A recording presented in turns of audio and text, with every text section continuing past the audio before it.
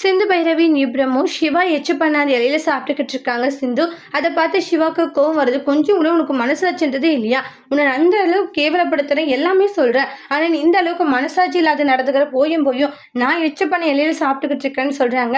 இங்க பாரு டாக்டர், உன்னோட இலையில சாப்பிட்றதெல்லாம் கொடுக்குற வரண்டாங்க, நீ எல்லாம் திருந்தவே மாட்டேடின்னு சொல்லிட்டு திட்டிட்டு போறாங்க. உடனே சிந்து, நீ எதுக்காக இப்படி பண்ணிக்கிட்டு இருக்கன்றாங்க. இங்க பாரு, என்ன இருந்தாலுமே அவங்களோட இலையில சாப்பிட்றது அது ஒரு தனி சுகம் பைரவின்றாங்க.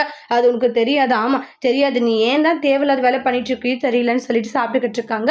சிவா ரூமுக்கு பயங்கர டென்ஷனா இருக்காங்க. எதுக்காக இந்த சிந்து இப்படி பண்ணிக்கிட்டு இருக்கா? அவ பண்றது, அவ நடந்துக்கிறது எதுவுமே எனக்கு சுத்தமா பிடிக்கல. அவ இப்படியெல்லாம் என்னை எடிட்டிங் பண்ணிக்கிட்டு இருக்கான்னு சொல்லிட்டு ரொம்பவே கோவமா இருக்காங்க சிவா. சிந்து, நீ இந்த அளவுக்கு கஷ்டப்படுத்தி பாக்குறல்ல, நீ பெரியம்மா நினைச்சா என்ன வேணாலும் நான் பண்ணுவேன் அப்படின்ற மாதிரி எல்லாம் நீ ஆடிக்கிட்டு இருக்க, உன்னை விடமாட்டேன்னு சொல்லி கோவப்பட்டுக்கிட்டு இருக்காங்க. நம்ம ஏன் ஸ்னேகா சொன்ன மாதிரியான விஷயம் பண்ணக்கூடாது? அதை பண்ணா கண்டிப்பா இந்த சிந்து நம்ம வழியில மாட்டுவா. ஸ்னேகா சொன்ன பிளானும் நல்லா தான் இருக்கு. அதனால ஸ்னேகா சொன்ன மாதிரி நம்ம செய்யலாம். கண்டிப்பா நம்மளுடைய வழியில அந்த சிந்து மாட்டிப்பா அப்படின்ற மாதிரி சிவா பிளான் பண்ணிக்கிட்டு இருக்காங்க. அதாவது ஸ்னேகா என்ன பிளான் சொன்னாங்கன்னு தெரியல, ஏதோ அவங்க பிளான் பண்ணியிருக்காங்க. இந்த பிளான் பண்ணா கண்டிப்பா சிந்து மாட்டுவா அப்படின்ட்டு கன்ஃபார்மா நம்பிட்டு இருக்காங்க சிவா. அப்படி என்னதான் நம்மளுடைய ஸ்னேகா பிளான் சொல்லியிருப்பாங்க? நம்ம சிவா அது மாதிரி பண்ணா நம்ம சிந்து சிவாவோடைய வழியில மாட்டிப்பாங்களா?